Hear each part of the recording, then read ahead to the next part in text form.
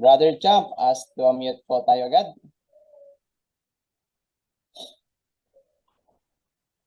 Ayun. Yes. Video. Yan. Yo. Magandang gabi po mga brothers in Yes, Christ. po. Apo, this is my first time joining the Zoom with ngayon mga kasama natin, mga defenders ng simbahan natin. So, ayun. May katanungan ako mga brothers. Siguro pwede nyo pong sagutin kahit sino po sa inyo po. Kasi meron kasing actually last week parang meron kaming conversation sa office with my coworker po, mga co-colleagues ko po sa office. Iba't iba mga ibang sekta kasi yon. So actually mga discussion nasagot nyo na po. So tinake note ko na po yun para if in case magtanong sila sa akin or kung maki-join ako sa conversation nila, at least meron akong in-note. So mayroon lang akong isa kasi may isang colleague ko kasi nababother siya kasi ano po daw kasi hindi sila naniniwala sa purgatory. So naniniwala na sila na yung katawan natin pag namatay natutulog lang. So mabubuhay lang 'yon pag darating na yung second coming. So paano po yun paano po natin yun i-explain or paano man natin siya i-elaborate sa pananampalataya natin? Okay po. Thank you so much Brother Jan. Yes, go ahead, Brother Tatarsan. Akin mo na i-check ang aking baka paki-feedback sa nakatutok po sa aking live kung mayroon na ba akong boses sa live ko. Yan, na-check ko na. So, yun lang. Paki-feedback, baka wala pa rin. Pero okay na siguro. Sige po, paki-comment lang po sa ating live kung okay na po yung live ni Brother Tata Rosal. Tungkol naman po sa katanungan ni Brother Champ, ibibigay po natin ito kay Brother Angel Santos. Brother Angel? Hindi pa yata sumasagot si Bro Junri, bro. Bigay mo muna kay Bro Junri. Sige po, balik natin kay Brother Junri. Brother Junri? Hindi pa yata eh. Yes. Hindi ba ako? Naririnig, bro. Sa naunawaan ko, pinapa-explain mo sa faith natin ang after ng kamatayan? Opo. Kung ano po yung nangyayari dun sa katawan natin after life po natin dito sa ibabaw ng lupa po.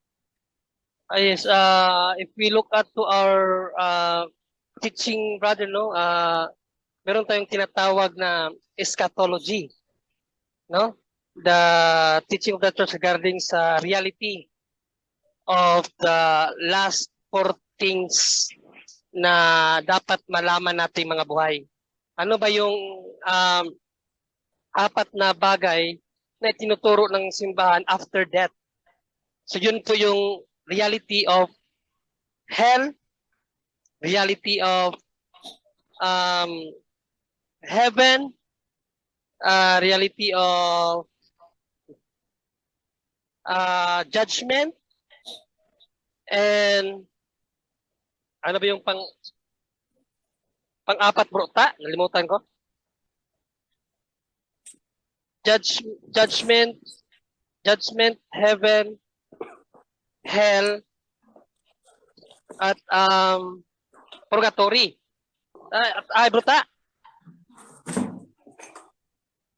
Bruta.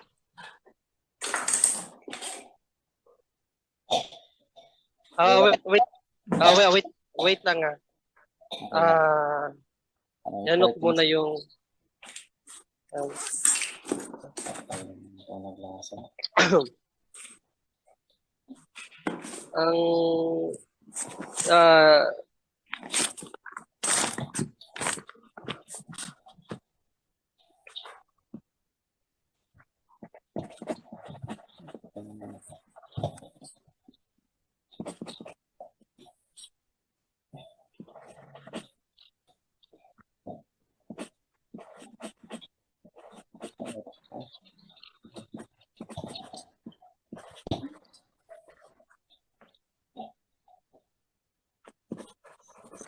Saglit lang, bro. Ay, okay lang po. Inunote ko lang. Sige, habang may hinahanap si Bro Junri, bro, may isa akong talatang ipapaano sa kanya. Halimbawa, tinatanong, ano ba yung yung purgatory, di ba? Sabi niya, walang purgatory, yung mga namatay, natutulog. Okay. Itanong mo kung ano ito. Unang Pedro, chapter 3, verse 18 to 20. Anong lugar yan? Sabi mo, heaven and hell lang. Tanong mo yan, basahin mo habang hinahanap ni Bro Junri, Bro Aljan. Unang Pedro, Unang Pedro chapter 3 verse 18 to 20. ito po ang nakasulat. Sabi dito is ganito po. Saan pa? Naglo ko yung mouse na ba yan? Salit. Unang Pedro chapter 3 verse 8. Hindi, 18. Ay, 18 pala, sorry. Wait lang. 18, bro. Okay. Ito po ang nakasulat. Sabi dito, ganito, sapagkat si Kristo man ay minsay nagdusa dahil sa mga kasalanan, ang isang matuwid dahil sa mga di matuwid, upang kayo ay madala niya sa Diyos. Siya ay pinatay sa laman, ngunit binuhay sa espiritu. Gayon din, siya ay pumunta at nangaral sa mga espiritu na sa bilangguan. Na noon ay mga suwail mga suwail nang ang Diyos ay may matiyagang naghintay noong mga araw ni Noe. Habang ginagawa ang daong naroon na ginagawa, saglit lang bro, sakit naman to. Habang ginagawa ang mga daong na noon ay kakaunti. Sa makatuwid ay sa makatuwid ay walong kaluluwa ang nailigtas sa pamamagitan ng tubig. Ibalik mo sa 19, bro. 19 lang tayo. Ayan, brother, yung nagtatanong. Sabi, ganun din, sandali, bro. Gayon din siya pumunta at nangaral sa mga espiritong nasa bilangguan. Bro, itanong mo, saan yan? Kung langit at lupa lang ang pupunta ng tao. Yan, mga namatay yan. Saan dumalaw ang ating Panginoong Jesucristo na ayon sa 1 Pedro 3:19? Bro Angel? Yes, yeah, ayan. Okay ka na. Sige, yes. tuloy lang. Pasensya na, medyo na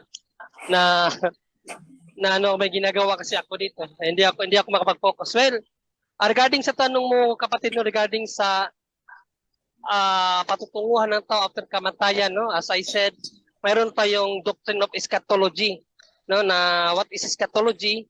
The study about the doctrine about the last things after death. So ano ba yung realidad, no, after ng buhay natin dito sa mundo? So andyan ang heaven, andyan ang judgment, andyan ang langit, ang heaven, langit na yun. Andyan ang hell, and of course itong tinatawag nating purgatory, no? So yan ay estado ng kaluluwa, no? Nagdidepende yan kung ano ang gawain natin dito sa mundo. Una-una, pakibasa nga muna, Bro Aljan, what happened, no, kung ang isang tao ay mamatay. So tingnan muna natin ang Hebrews 9:27, Bro Aljan. Hebrews 9:27. Oo. Ito po nakasulat. Ganito po ang nakasulat. At yamang itinakda sa mga tao ang mamatay na minsan. At pagkatapos nito ay ang paghuhukom. Yan. So diyan pa lang pinapatunayan na, no, ang turo ng simbahan na mayroon talagang paghuhukom after death, no? According sa nabasa natin, after ng kamatayan mayroong paghuhukom. So isa yan sa aral ng simbahan regarding sa eschatology, no, yung judgment, na meron talagang hukom after death. Then question, ano ang magiging hukom at saan mapupunta ang nahukuman? So, sabi naman ni San Pablo sa ikalawang Korinto 5:10, Bro Aljan. Ikalawang Korinto 5:10. At ito po ang nakasulat. Sabi dito is ganito po. Sapagkat tayong lahat ay kailangang humarap sa hukuman ni Kristo upang bawat isa ay tumanggap ng kabayaran sa mga bagay na ginawa niya sa pamamagitan ng katawan, maging mabuti o masama. So, yun ang magiging hatol ng Diyos sa atin, ano? Ayon sa ating nagawa dito sa lupa, mabuti man o masama. So, ngayon, may narinig ako kanina na after mamatay ang tao, natutulog lang. So, wala pong ganyan sa Bible. No? Dahil biblically ang dami nang nasa langit, hindi na nga mabilang. No? Una tingnan natin, no, kasi isa sa eschatology na aral yung heaven. Kung meron na bang mapupuntang langit after death. So tingnan muna natin ang pahayag 7:9, Bro Aljan, kung may napunta na bang langit. 7:9 na ano, bro? Pahayag. Pahayag. Pahayag 7:9. At ito po ang nakasulat. Sabi dito is ganito po. Pagkatapos ng mga bagay na ito ay tumingin ako at naroon ang napakaraming tao na di mabilang ng sinuman mula sa bawat bansa sa lahat ng lipi, mga bayan at mga wika na nakatayo sa harapan ng trono at sa harapan ng kordero. Na nakasuot ng mapuputing damit at may mga sanga ng palma sa kanilang mga kamay. Yan. So malinaw, ang dami na pong napuntang langit, no? Nakita ni Apostol na Juan, no, na hindi mabilang. So, yung sinabi ng kaibigan mo, brother, na natutulog lang ang tao after mamatay ay ano 'yon. Ayun ay wala sa Bible, no? Dahil biblically talaga ang tao mapupuntang langit after ng paghuhukom kung mabuti ang ating gawa, no? Kasi sabi ni San Pablo, ang hukom ay magdidepende sa ating gawa, mabuti man o masama. So kung mabuti tayo, syempre langit. Paano kung masama? May mapupunta bang impyerno? Okay, basahin mo na ngayong pahayag 21:8, Bro Aljan. 21:8, sabi dito, ganito po.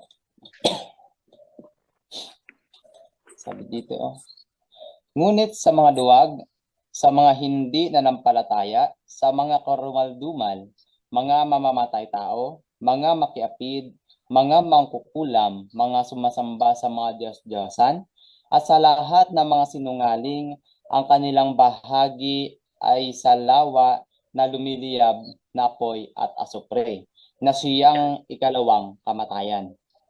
Siguro naman, di naman siguro lingid sa ating kaalaman na marami na siguro taong namatay na walang pananampalataya talaga sa Diyos, ano? Tulad na lamang ni Pero, biblically si Pero, di talaga naniwala sa Diyos yun. At dami pa.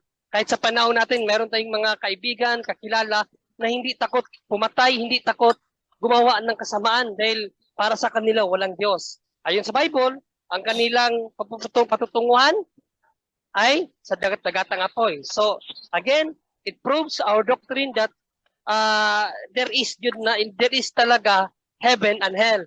Then punta naman tayo sa pangatlo, itong purgatory, no, kasi ito pinaka controversial sa lahat dahil ayon nga sa ating mga kapatiran protestante, wala namang mababasang purgatory sa Bible. Well, tandaan natin mga kapatid na ang aral ng Diyos ay hindi nagdidepende sa kung ano ang mababasa.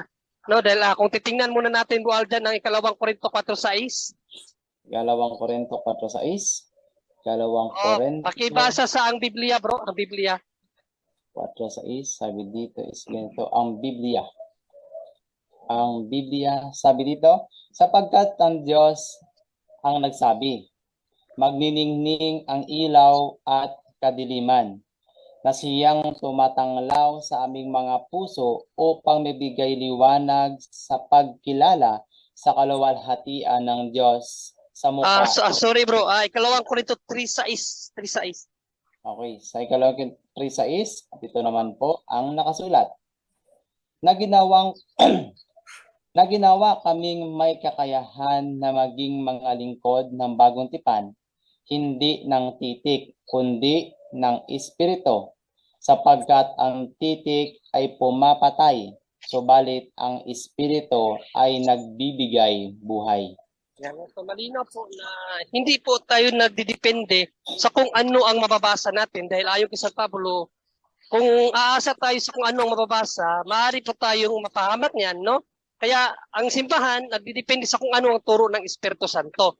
At isa nga sa revelasyon ng itinuro ng Espiritu Santo ay mayroong purgatorio. Dahil yan naman po ay biblical, no? Ano ba ang purgatory?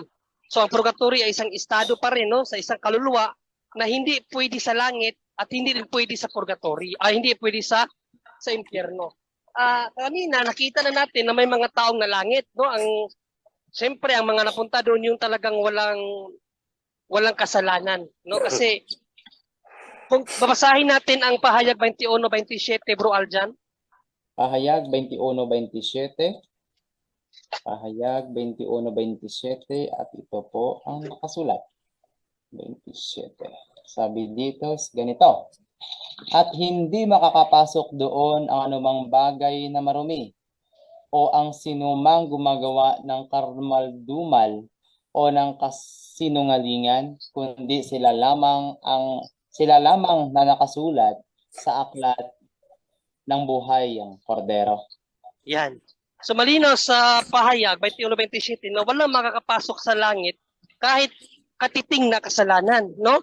At hindi rin pwede sa purgatorio o hindi rin pwede sa impyerno yung maliliit lang kasalanan kasi mayroon kasing bigat ang kasalanan ng tao, no? Mayroong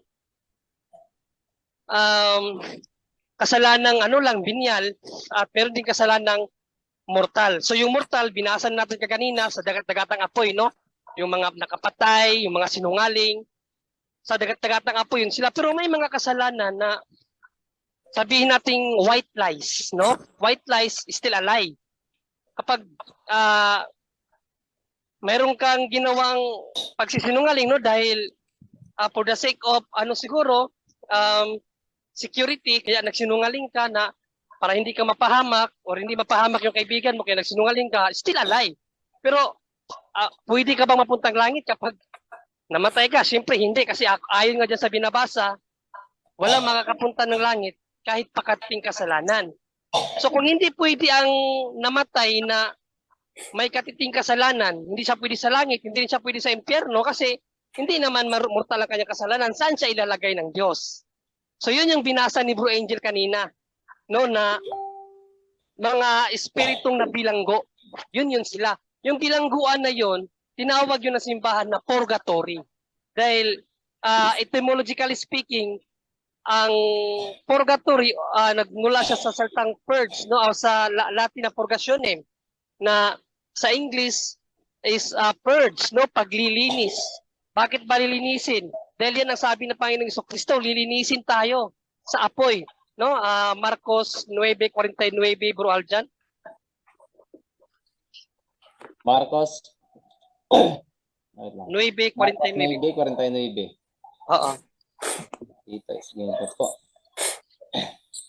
Marcos 9:49. 49.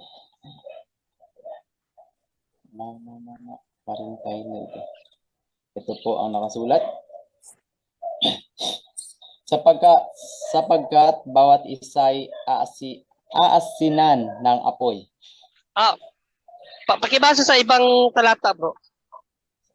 Ibang salin? Ibang salin. Okay, sabi dito sa ibang salin sa ang New American Bible. Good News Translation. Yan bro, ang English na lang bro, sana lang Good News Translation o American Bible. Yung Tagalog lang, Tagalog. Wala ako dito ng Tagalog na iba. Ito lang.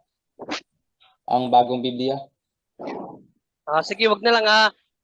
Basahin mo nga yung 49 pa uli. 9:49. Sapagkat bawat isa'y aasinan ng apoy. O aasinan dyan, no? Sa ibang talata kasi dadalisayin sa apoy yan. So yung purgatory, yun po ang ibig sabihin ng purgatory, no? Dadalisayin tayo sa apoy. Kung sa baga, lilinisin tayo sa apoy. No, na ang ibig po sabihin yan sa wikang Espanyol is purgatory, sa Latin purgationem. So yun po ang turo ng simbahan after death, no? So again, meron tayong doctrine about eschatology. Ano yung eschatology? The study about the last four things after death yun, no? So yun yung judgment, heaven, hell, and purgatory. So nagdidepende yun ang patutunguhan ng isang tao kung depende mo siyang gawa, no? Dahil mayroong hukom, so kung ano yung gawa niya, kapag mabuti ang kanyang gawa, tulad ng mga santo natin, langit. Pagkasamaan naman, impyerno. At kapag hindi naman siya mabuti na katulad ng santo, hindi naman siya ganun kasama, so namatay siya na mayroong pang bahid na kasalanan na hindi naman mga mortal. So doon siya sa purgatory. At yun po ang lilinisin, no? Yun po ang lugar or estado, no, na isang apoy, no, pero makakaligtas pa. Pakibasa na lang last Aljan, ang 1 Corinthians 3:15. 1 Corinthians 3:15. Sabi dito is ganito po ang nakasulat. Tignan to. 1 Corinthians, wait lang. 3:15. Sabi dito is ganito. Kung ang gawa ng sinumang tao ay matupok, siya ay malulugi. Bagaman siya ay maliligtas, ngunit tanging sa pamamagitan ng apoy. Kita niyo po, tandaan po natin, ang impyerno ay apoy din, no? Pero alam naman po natin sa impyerno wala ng kaligtasan. Pero sa talata po niyan, pinahayag po ni Apostol Pablo na mayroon pong maliligtas sa pamamagitan ng apoy. So yan po ang tinatawag na state of cleansing, no? Or state of tawag ito, paglilinis. At yan po ang itinuturo ng simbahan o pinapakilala na purgatory. So yun lang, kapatid. Brother Yandre, Brother Arjan. Yes po, Brother Tata. Okay, sorry. Kaniya, nakapokus tayo sa OBS. Naka-off pala ang ating microphone sa sa Zoom.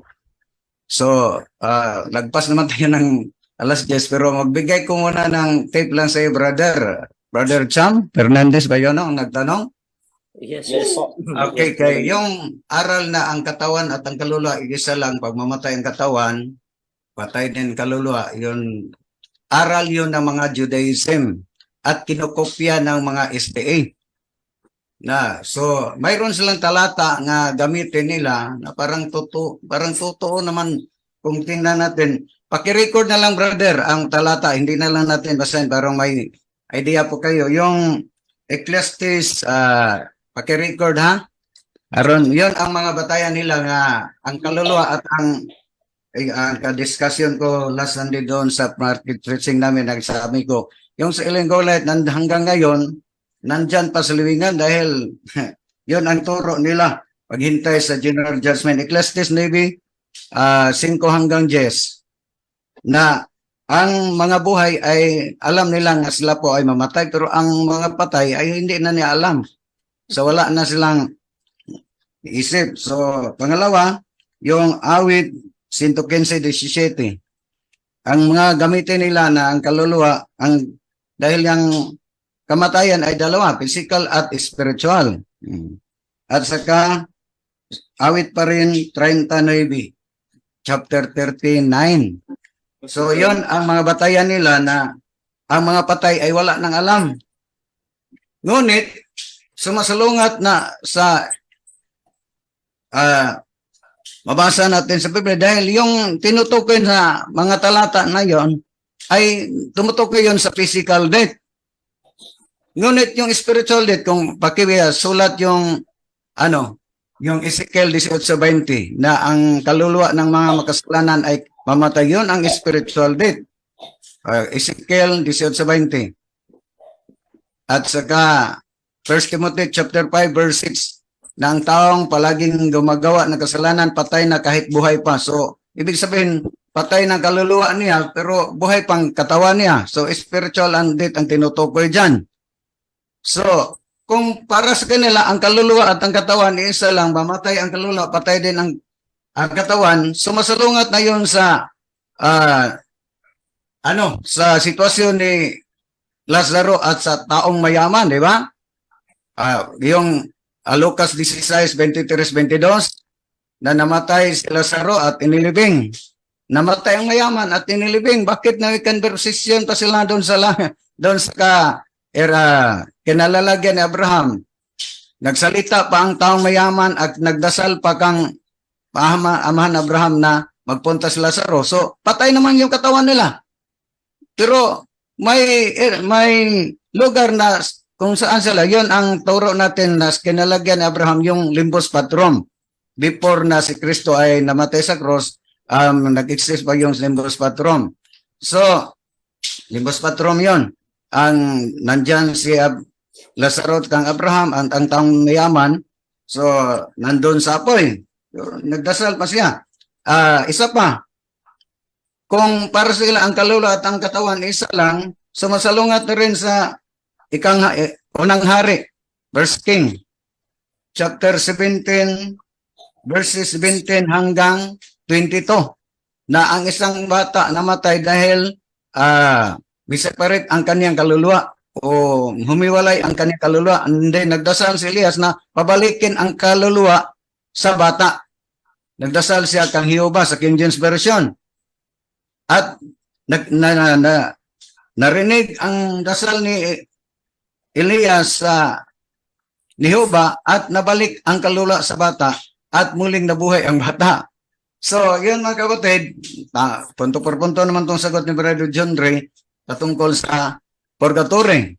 Pero problema yun, brother, kung yung 1 Peter chapter 3 verses 18 to 19 na may bilangguan ng mga kaluluwa na pinuntahan ng ating Panginoon Diyos at nangaral siya doon, ang tanungin mo, brother, anong lugar yon? Imperno ba yon o langit? Dahil ang imperno, internal damnation, hindi na yun kailangan pangaralan. Dahil lalo na yung mga palsong propeta ay nandun na sa imperno ayon sa pahayag 20. Yung mga peking propeta nandun na sa imperno. So, anong lugar yon? Tanungin mo siya. Di naman po yun langit. Dahil ang langit ay perfect na yon. Mga banal na yun, hindi na kailangan pangaralan. So, yun, gidefine ng simbahan yun na purgatory o temporal punishment. Sa La Sagrada Biblia, mabasa natin sa side note na purgatorio. At saka yung 1 Corinthians chapter 3 verse 15 binasa kaniyang Brother John Ray, sa Latin Vulgate, ang footnote is purgatory. So, dimalas sa lahat ng mga sikta, dimalas sa lahat ng mga, hindi kayo ng dimalas, brother. Pag walang purgatorio, ang kanilang Diyos ay injustice. Dahil ang purgatorio nagsignifies na ang Diyos maghukom ay hustisya ayon sa Salmo 7:11. Pag walang purgatorio, walang makapasok sa langit kahit kunting sala. Ay hindi naman pwede yung mamakak lang kayo, magsinungaling. Sala na yun, hindi na yun para langit. So, yun ang dahilan na may purgatorio para sa mga venial sin, temporal punishment. So, yung mortal sin, pwede rin sa imperno pag hindi siya maka-undergo ng kumbisal o magsisisi sa panahon na siya ay buhay pa. Yun lang ang ating ulitin, yung nag-aral na ang kaluluwa at ang katawan isa lang, ang doktrina yun ng mga Judaism at kinopya ng Saksinuba at mga SPA. At sumasalungat na kung kano ang mabasa natin sa Biblia. Yun lang ang aking share. Maraming salamat. Lampas natin sa alas 10. Maraming salamat, brother. At saludo po ako sa iyo. Dahil yun ang tamang Katoliko na hindi basta maniniwala sa aral ng ibang sikta, magtanong dito sa punto por punto. Maraming salamat. God bless ating lahat. Ayan, thank you. Sige po. Ayun, thank you so much, Brother Tata Rosal, sa iyong dagdag paliwanag at ganoon din po sa iyo, kapatid na Champ. At dahil po alas 10:22 na po, sa susunod na magtanong, Brother Raymond, Pasensya na po, ika nga ni Santino, may bukas pa. At Ate Edna, may sabihin ka, Ate? Bro Aljan, tanongin mo muna yung nagtanong kung okay ba yung sagot namin ni Bro Tata. Kung naunawaan ba niya. Sorry. Sorry po, Brother Champ. Opo, okay na okay. Actually, very detailed siya with ano rin, may mga patunay tayo na galing sa Biblia. So napaka ano 'yan, napakaganda na malaman po namin para if in case meron nga makipag-conversation regarding sa atin, meron tayong masabi sa kanila na ito yung katotohanan. So yun, tinake note ko nga kasi actually matagal na ako sa pananampalataya natin, dami nang nag-i-encourage sa akin, pero wala ni bisita lang pero bumabalik pa rin ako sa atin. So talagang ang buhay pananampalataya ko ay na kay Kristo talaga at nasa Iglesia Katolika talaga. Maraming salamat kapatid. Opo. Ayan. Thank you. Thank you so much, Brother Champ. At pasensya na po,